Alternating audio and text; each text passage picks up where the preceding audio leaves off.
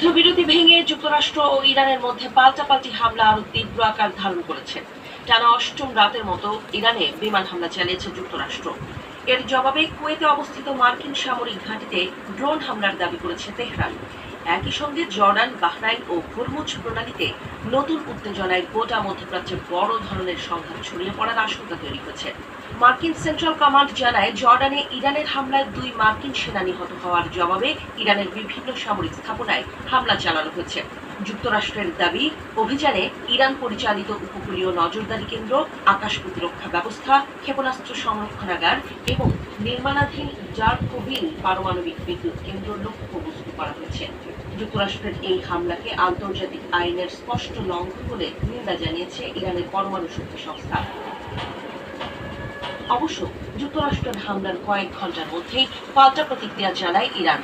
কুয়েতের ক্যাম্প আল উদাইরি এবং আলী আল সালেম বিমান ঘাঁটিতে ড্রোন হামলা চালিয়ে গোলাবারুদ সংরক্ষণাগার ও প্যাট্রিয়ট রাডার ব্যবস্থায় হামলা চালিয়েছে ইরানের সেনাবাহিনী। পাশাপাশি বাহরাইন ও জর্ডানে থাকা মার্কিন সেনা ঘাঁটি লক্ষ্য করে হামলা চালিয়েছে তারা।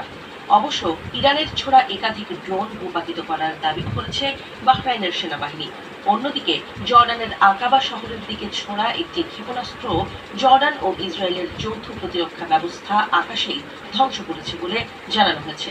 এর আগে আকাবা বন্দর ও বিমানবন্দরকে ঘিরে সম্ভাব্য হামলার বিষয়ে সতর্কতা জারি করেছিল যুক্তরাষ্ট্র। এদিকে কুয়েত সরকার জানায়, দেশটির একটি বিদ্যুৎ ও লবণমুক্ত পানি উৎপাদন কেন্দ্র টানা দ্বিতীয় দিনের মতো হামলার শিকার হয়েছে। এতে অগ্নিকাণ্ডের ঘটনা ঘটেছে। দেশের প্রায় 90% সুপেয় পানি সমুদ্রের পানি লবণমুক্ত করার মাধ্যমে উৎপাদিত হওয়ায় এই ঘটনায় জনজীবনে প্রভাব পড়ার আশঙ্কা দেখা দিয়েছে। এই ঘটনায় ইরানকে করতে যুক্তরাষ্ট্র ইসরায়েলে জ্বালানি সরবরাহকারী বিমানের প্রস্তুত নিচ্ছে। এতে সামরিক অভিযান হতে পারে ধারণা করা হচ্ছে। মার্কিন সামরিক বাহিনীর তথ্য অনুযায়ী চলমান সংঘাতে এখন পর্যন্ত ১০ জন মার্কিন সেনা এবং ৪৩০ জনেরও বেশি আহত হয়েছেন। অন্যদিকে ইরানের স্বাস্থ্য মন্ত্রণালয় জানিয়েছে, সর্বশেষ মার্কিন হামলায় অন্তত ৫০ জন নিহত এবং ৫০০ জনেরও বেশি আহত হয়েছেন। বিশ্লেষকদের মতে, হরমুজ প্রণালী নিয়ে অচল অবস্থা, ভেঙে পড়া কূটনৈতিক উদ্যোগ এবং পাল্টাপাল্টি সামরিক হামলার কারণে মধ্যপ্রাচ্যের পরিস্থিতি দ্রুত আরও অস্থিতিশীল হয়ে উঠছে। উভয় পক্ষ